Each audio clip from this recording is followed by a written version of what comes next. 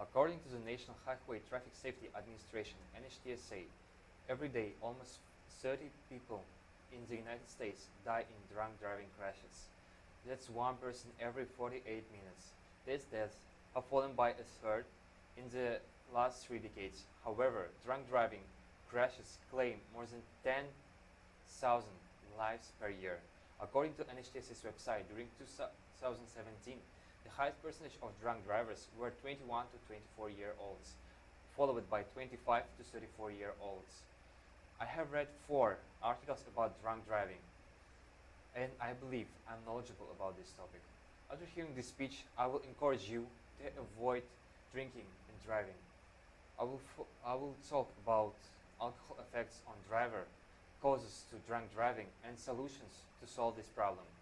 I will first analyze a small online survey of American drivers to determine their perception and self-reported habits.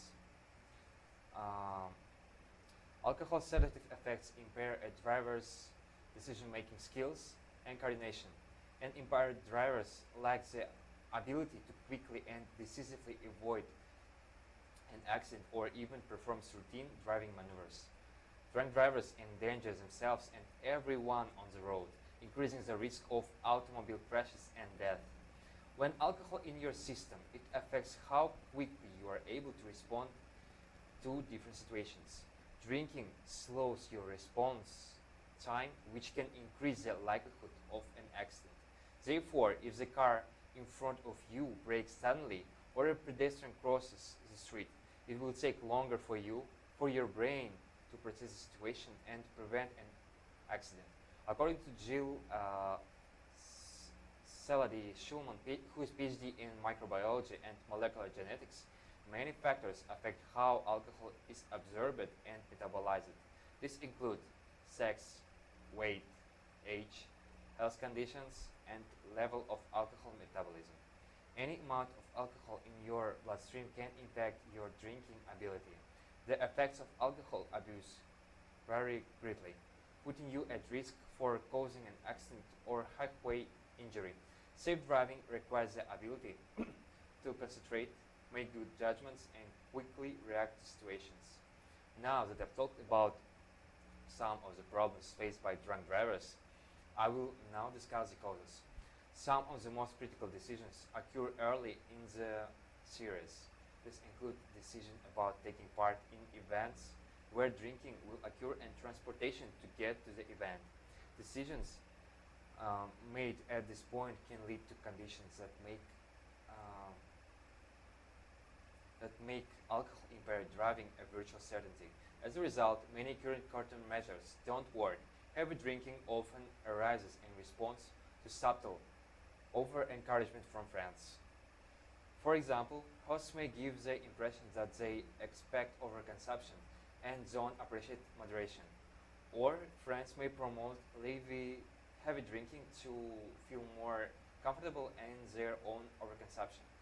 Prevention efforts to alter these influences might seek to redefine hospitality and sociability with less dependence upon alcohol as a social lubricant and promote the idea that friends don't encourage friends to drive drunk.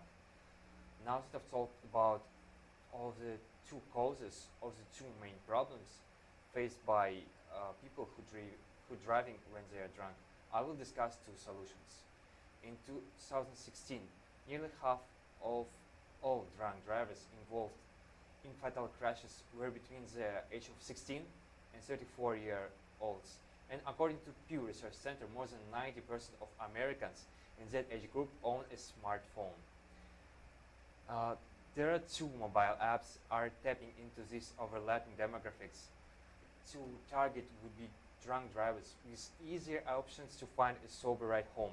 These apps are called I'm Drunk, and NHTSA introduced their own mobile app called Safer Ride to help people who have been drinking find a sober ride home. It can be not available to get a free ride home, but you can use public transport or taxi instead. Every single one of them is a lot cheaper than a fine for drunk driving. Public transport is if you plan to use it before you leave. On New Year's and other holidays, cities usually leaves their public transport open much later than usual, so you won't have to drive at all. After hearing this speech, I hope that I encourage you to avoid drinking and driving. I've talked about alcohol effects on the driver, reasons that influence to drunk driving, and solutions. As a call to action, measures that initially target drunkenness and not just again drunk driving, such as checking the degree of sobriety on the roads, influence reduction in the number of drunk drivers. They also have their weight, but without a comprehensive fight against alcohol consumption, aren't effective. If you are ready to end drinking and driving, I call you to take action by filling up this pledge, and it could save your life and others people's life.